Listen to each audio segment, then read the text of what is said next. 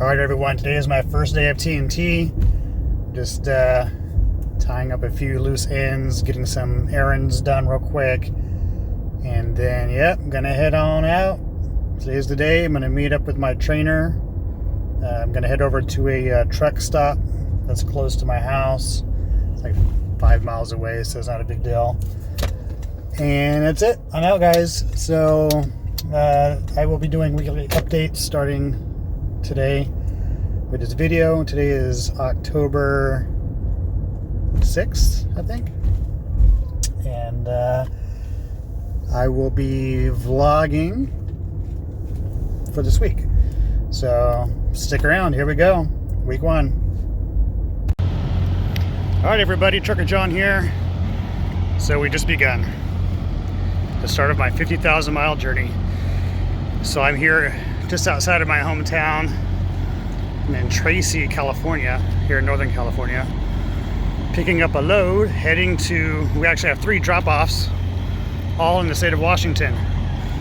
So I have about 850 miles for my first trip. Definitely not as long as I wanted it to be. I wanted to get one going all the way across the country, 3,000 miles, right? But this is a short, easy one. We'll get it out of the way, and hopefully from Washington we get something going to the East Coast. That'd be ideal. Here we go. And I did want to say real quick that I met with my trainer, my TNT trainer. Super cool guy. He's doing a lease purchase, so he's got a wealth of information. He's teaching me a lot, especially for the financing portion of having a truck. Of course, I have to go coming from California. But, doesn't hurt to know this information and check. Nice black truck. It's a beautiful truck, brand new. It smells like if you have ever smelled a brand new RV, that's what it smells like. You know, new cars have a new car smell. This is a new RV smell, if you know what I'm talking about. All right, so we stopped here in Oregon. We're right outside of Salem. And here's my first stop, Love's. This is the shower. So here, little bathroom, shower. They have soap, they have towels. I still bring my own. I want to use my own stuff. That's what it looks like. Alright, so I had my first shower out of Love's, and it was halfway decent. I can't complain. It was a nice hot shower.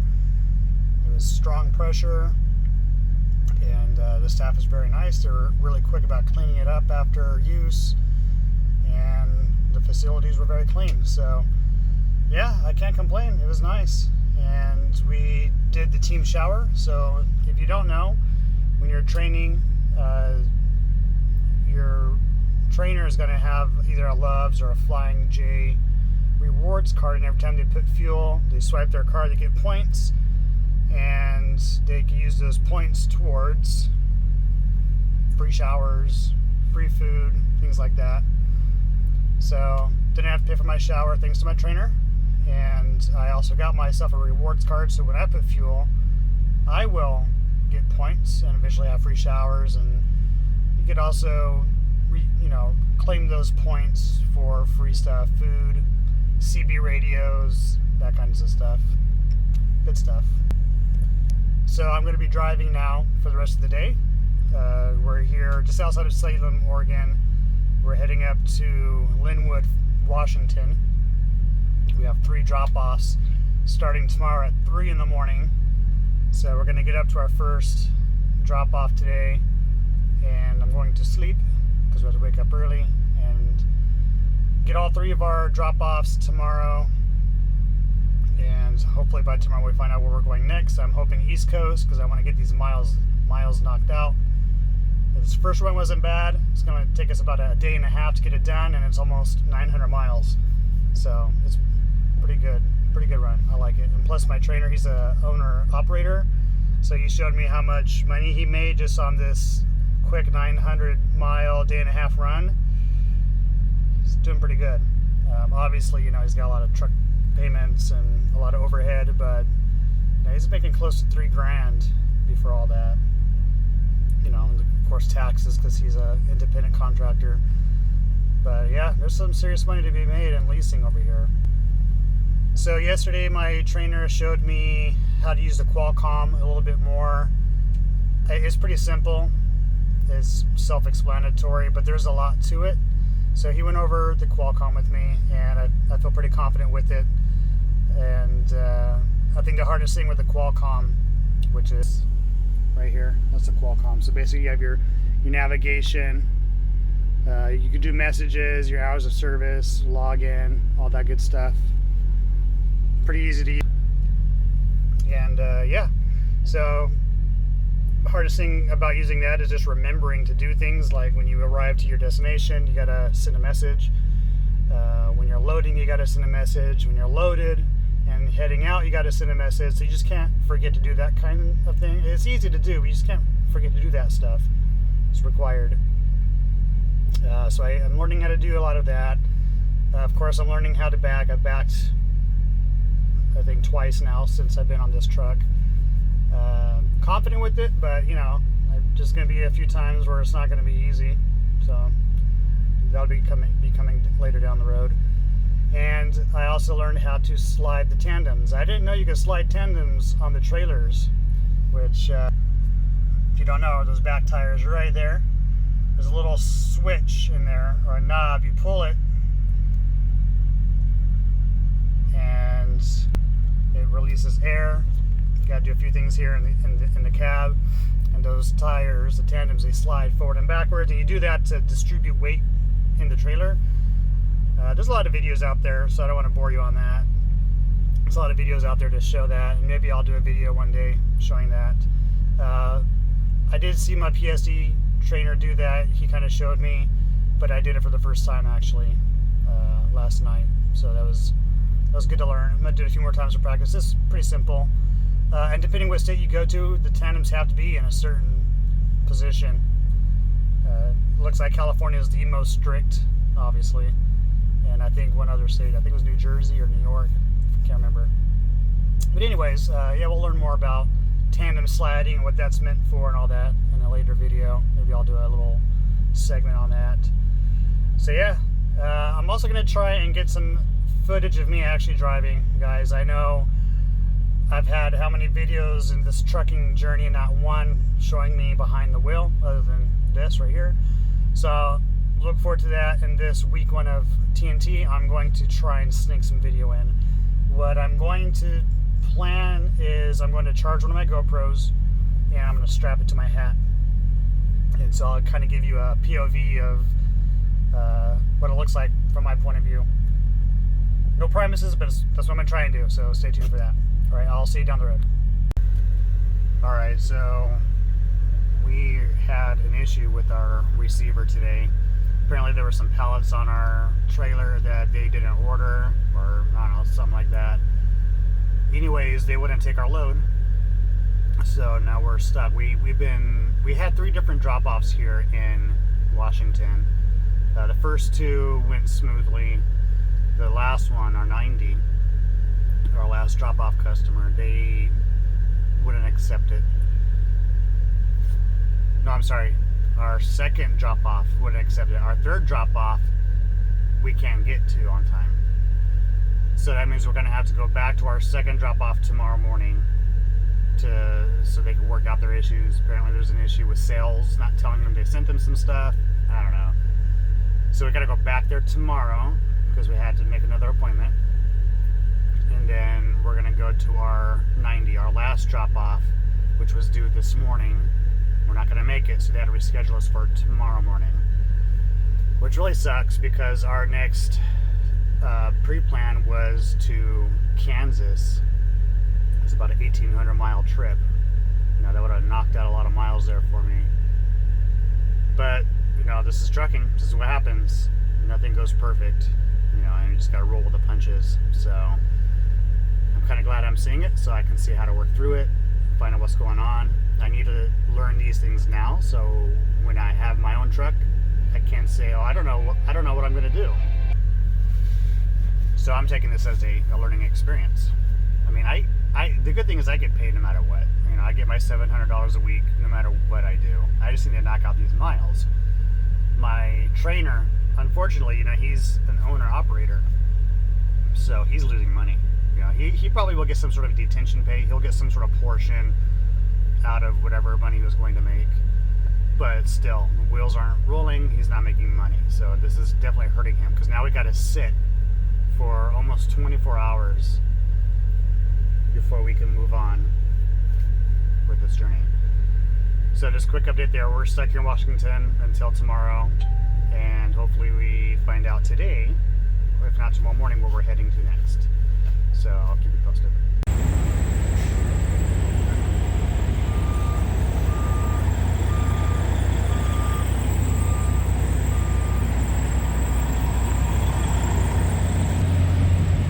Alright, so we are at this truck stop. It's a little TA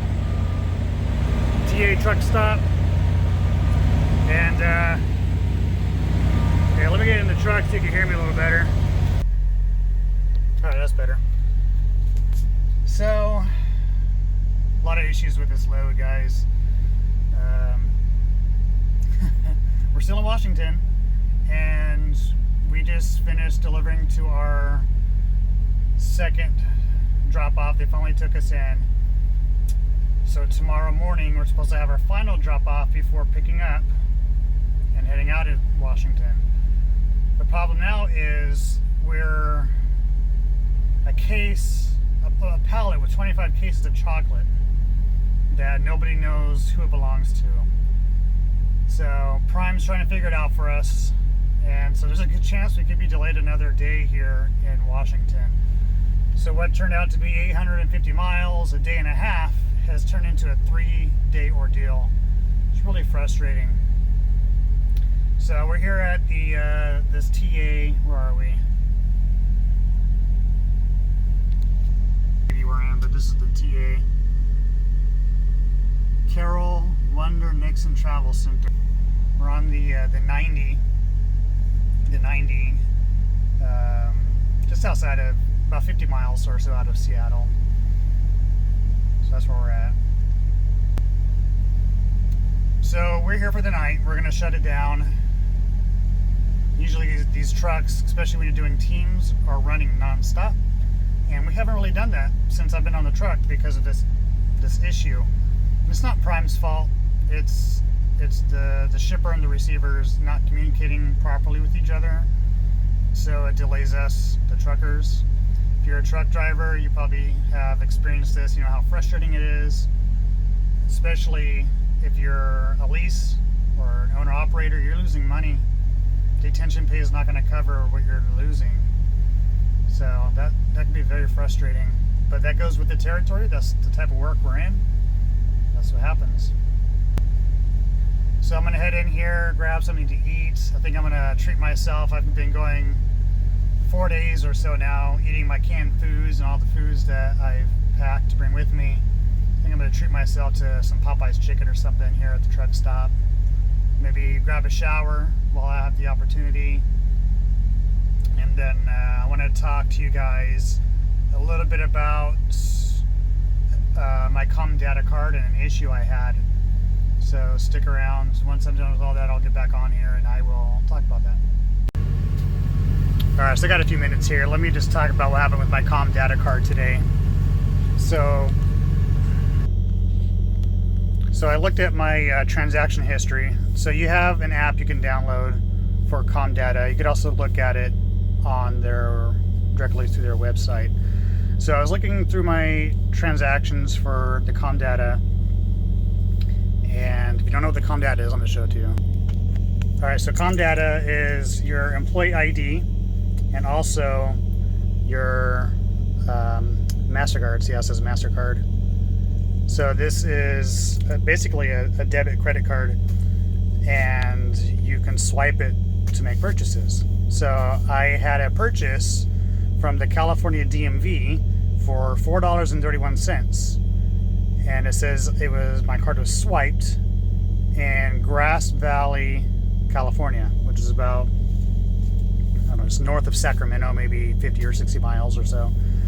Anyways, the point is I've never even been to Grass Valley, California, And when I did go to the DMV to get my driver's license, there was no fee. I didn't swipe my card. So why am I being charged? So I had to dispute this, right? Basically it's kind of like a fraudulent charge. So I called the Comdata customer service. Well, actually, first what I did is I went on to their website to dispute the charge. And in the options where it says to dispute the card, it said if you dispute this as a fraudulent claim, the card would be deactivated.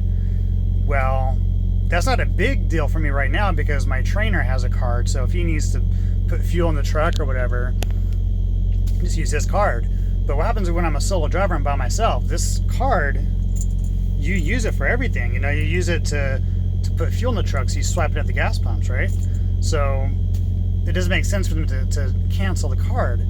So I was like, let me just call them. So I called Comdata, I explained everything, and without being too negative, Comdata customer service, man, not the greatest, unfortunately, and not very helpful. Some of their questions was just really weird. But anyways, I won't get into that. They basically said if I wanted to dispute it, I need to call my manager, which to me just didn't make sense. Why do I have to call my work manager regarding my credit card where my money is? Maybe because it's a Prime card. I'm new to this, so I don't know. So it's like, okay, whatever, I'll call my manager. So I called my fleet manager, and he's like, yeah, they're kind of, it's kind of weird how it works. It's something I just have to get used to. It's something new. He actually put me in touch with what's called the fuel desk, and the fuel desk is in charge of transactions for the cards. So I talked to the lady there, and she basically told me, yeah, we'll have to cancel the card, and you can dispute it. I'm nowhere near a Prime terminal to get a new card. You have to be at a Prime terminal to get a card. So my question is, if I'm a solo truck driver and I'm out here by myself and I'm nowhere near a Salt Lake City, Pittsburgh, or Springfield yard, which is the only 3 yards we have, how am I going to do this? What would happen? And she basically said, yeah, you'd have to walk into the cashier every time, give them an authorization code, they'd check all your information, you'd give them all this information, we'd text you a code, and you'd have to do this back and forth authorization every time you needed to make a purchase. Very inconvenient and a very long process, and you don't have time to be doing that kind of stuff when you're really in a hurry. So I was like, no, I don't want to cancel my card, but I also don't want any more fraudulent transactions to happen on my card. So what am I going to do? What can I do until I can get to a Prime terminal to get a new card? And she basically said the card has two options. It's divided into two sections. There's the company side and your personal side.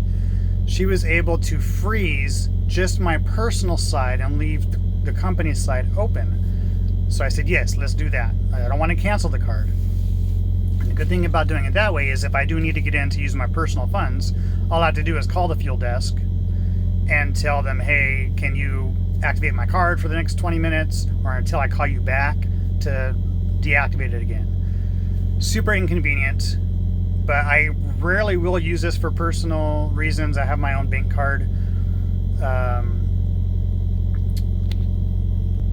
I probably won't even use this as a corporate card for a while because my trainer is still showing me how to use everything on his card. So it's really not that big of a deal if they just freeze the card. And this problem will go away once I have my direct deposit all set up.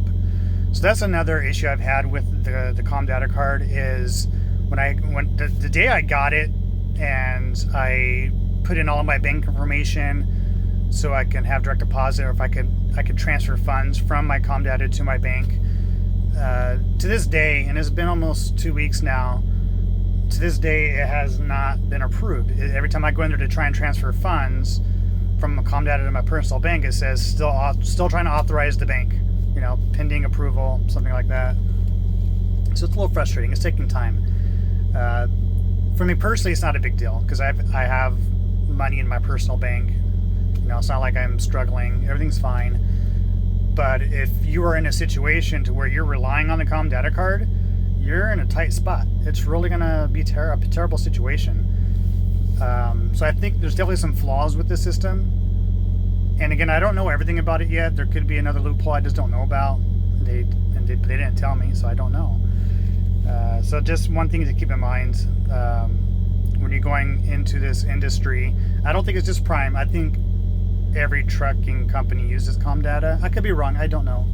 But ComData, I think, is a bigger one. I know they've been around. I've heard of them before. They've been around for a while. But you do kind of have to rely on the ComData card, at least until your direct deposit is completely taken care of. So I just wanted to share that with you guys, really quick. I could be wrong in some of the things I said, so be easy on me in the comments if you know a different way. Definitely share it, say something. But I'm still kind of ignorant to this, so I really don't know the answers. But that was my experience today. It was not fun. On top of the stress of being stuck in Washington because of shipping and receiver dilemmas, this also put a little bit extra stress on things. Not that big of a deal. It's not that bad, but it's just irritating and frustrating because the system could be better on both ends. So I wanted to share that real quick. Yeah, so now we're here. Like I said, we're here for the night. I'm gonna go grab some food, take a shower, and tomorrow we'll see what happens. We're hoping we could figure out if our third stop wants to take this extra pallet of chocolate we have, or if we had to go back to one of the other places we've already dropped off, the other 2 locations, and see if they'll take it. Other than that, we're not too sure what we're gonna do with this case of chocolate. If you guys want a case of chocolate, $3 grand, let me know. Or we might end up donating it. I really don't know. I don't know what's gonna happen. And even my trainer, he's not too sure. He's been doing this for years. He's been in the trucking industry for probably 15 years, something like that. And he says this has really never been that kind of an issue where we have a product on the truck and nobody wants it. At least not this amount. It's a fairly good size amount. It's a pallet full of chocolates. It's a lot. So anyways, tomorrow we'll figure out what's going on. We may have to wait some more, but once we're on the road and going, I'm gonna get some footage of me driving, so stay tuned for that. See you in a little bit. All right, so we're at the TA shower. I'm gonna show this one compared to the other one. The other one was what, a Love's.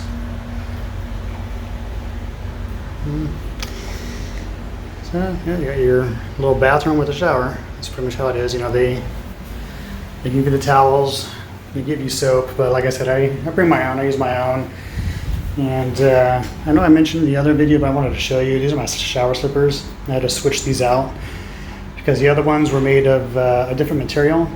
So these are like all rubber, so they don't absorb water at all. The water just runs right off of them. The other ones I had, the material would soak up the water, so they'd be super heavy and dripping with water. So I had to switch them out with these. So, yep. So this is the TA. Well, they also give you little mints.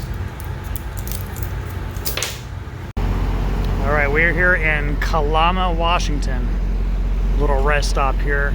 Take a quick pee-pee break. So here's what's going on now. No one wants to take this product off this trailer. Nobody wants it. We can't donate it to a food bank. So what we're going to do is take this trailer 200 miles south of Linwood, Washington into Oregon to a drop yard. I'm gonna drop off this trailer, pick up an empty trailer, drive 200 miles back up to Linwood, Washington to get that trailer loaded. And that trailer we're gonna take all the way down to Riverside, California. So what should be about a 1,000 mile trip is gonna be about a 1,600 mile trip. Sounds like somebody dropped the ball somewhere, someone's losing out on money somewhere, but not us. I'm gonna gain a lot of miles out of this, and my trainer's gonna get some pretty decent money out of this also. It's not ideal. We were supposed to go to Georgia. I was supposed to go to like 2,600 miles by the end of this week. So we're definitely delayed. We're definitely behind on my TNT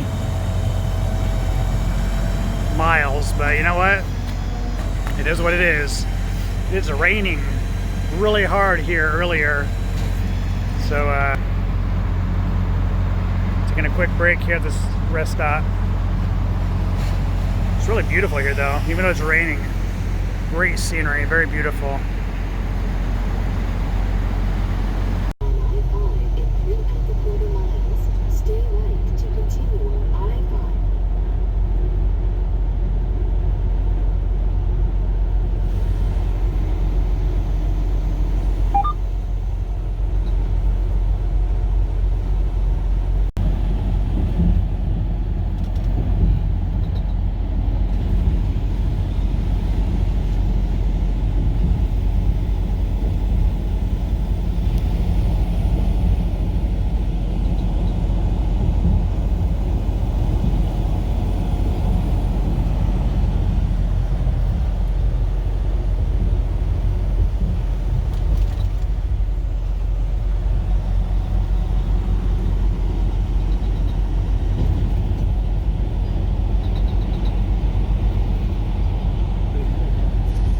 Alright, so we left Richland, Washington, and I drove all the way to Boise, Idaho. Then my trainer took over, and now we're somewhere between Idaho and Nevada, heading down south towards California. I'm not sure where we are. My trainer parked, said, hey, I'm taking my 30-minute break. If you want to grab a shower, don't want to miss an opportunity for a shower. So yeah, came in here. This is another Love's. Just show you real quick. It's another standard bathroom. Looks a little different. It's definitely more roomy. But if one of your things is worried about taking showers while on the road, if you manage your time properly, I mean, we've been averaging a shower every other day, sometimes every day. So if you manage your time right, you can take showers all the time. If that's an issue, you know, that's what's preventing you from wanting to do this, you know, that shouldn't be an issue. Showers generally run about $15 each, but when you put fuel, you get a free shower. So yeah, you can accumulate showers. If you don't take a shower, they accumulate. So you should have enough showers built up. So my trainer is going to continue driving. And I'll be driving later today, and I'm going to get some footage of me driving finally. So yeah, stay tuned for that.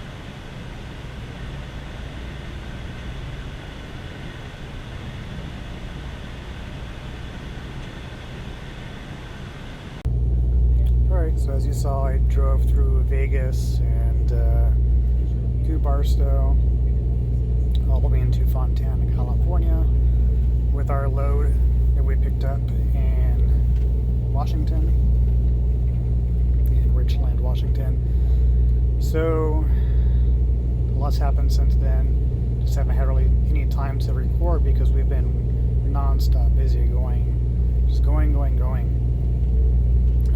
You know, as you can tell, it's bumpy because I'm riding inside the bunk right now. Here, just take a look. See, here's it's kind of like your little coffin here. So here's I got the blackout curtains closed, so it's nice and dark in here when I turn off the light. So here's all of our. That's the TV down there at the end, and I'm just laying down here. So anyways, we got to Fontana, dropped off. It was just a drop off. We didn't have to go to a receiver. We just went to a yard, dropped off that trailer, and then we picked up another trailer that was already loaded, waiting there at the yard. We delivered that like 40 miles away to Southgate, California. I think it was Southgate. Anyways, I dropped it out there at Southgate, then we drove to another location. I'm not even sure where. I was sleeping when my trainer started driving early this morning. I didn't even know that he started driving. That's how tired I was, and I was sleeping up in the top bunk. So he started driving, and I didn't even know. I literally had a dream that I was in an earthquake, and I woke up and he was, starting to move around. So I came to the bottom bunk to sleep because we can't sleep up there while we're driving. So anyways, he got that load taken care of while I was sleeping the whole time. And then once we got that trailer emptied, we went right down the street, picked up another load, and that load now we're going back the same direction we just came. We're going to go back through Barstow, back through Vegas, going all the way up to Twin Falls, Idaho to drop off this load. This was a very short trip. A lot of these trips have been very short, but I'm still passing the 3,000 miles mark for my first week, which is a really low number, which should be more like 5,000. But that first load, the shipper and receiver just really screwed us up. So we're trying to play catch up. Our week's almost over, so we may just have to cut our losses and just move on. It's not always going to happen. So that's where we're at right now. I'm going to start taking over driving in about 4 hours. So I'm going to get a quick power nap in, and then I'll be driving. I should end us at our 90 today. Maybe 2 or 3 in the morning. I should be pulling into Twin Falls, Idaho. So I'm gonna try and get some more GoPro footage of me driving. It's just gonna be going the other direction in the middle of the desert, so I don't know how exciting the footage will be, but yeah, we'll get some in here just to make the video interesting, and I'll give you an update then. Alright, good morning from Hanson, Idaho. We are about 80 miles outside of Boise. We are deadheading, which if you don't know means we are traveling with an empty trailer to our location to get it loaded. And once we get it loaded, we are heading to Chicago, Illinois. So we got a good, what is it, a little over 1,800 miles for this trip. So even though I'm going all the way from Idaho to Illinois, it's only 1,800 miles. I think the Riverside back up here to Idaho was almost the same. It was like 1,600, so it's still not, I'm looking for one of those trips that I get 3,000 miles in one shot, but it's still not too bad. So I didn't get no footage of me driving up here last night because by the time I took over driving, it was almost dark and it was just desert, really nothing to see. I'm gonna start driving again today around 6. I really hope I can get some more footage of me driving. If not, there'll be more to come for sure. So that pretty much concludes my week one. This trip we're on right now to Chicago is not going to count for this week. So my week is going to end at around 3,000 miles for my first week of TNT. So yeah, thanks for watching, guys. I will update again next week. Hopefully I get more than 3,000 miles this coming week. And definitely lots to learn here, and I'll try and share as much as I can. So I will see you guys next week. Make sure you like, comment, subscribe, and we'll see you then.